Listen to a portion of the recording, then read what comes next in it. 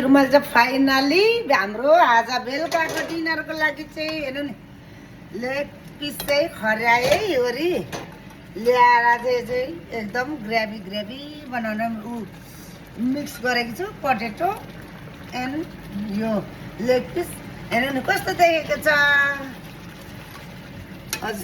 हजुरहरूलाई पनि leg piece यो ग्रेभी सब्जी खानु मन परेको छ भने चाहिँ आज हाम्रो बेलुकाको डिनरमा इन्जोय हुनुहोस् है हजुरहरू पनि। जस्ट यति छ, त्यस्तै स्पेसल त छैन, जस्ट फ्यामिली डिनर मात्रै हो नि त साथीहरू।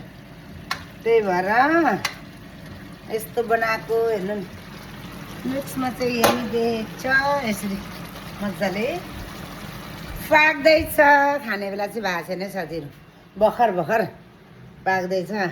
हजुरहरूलाई नि इन्जोय गर्नु मनपर्छ भने चाहिँ आउनुहोस् है हाम्रो घरमा आज फाइनली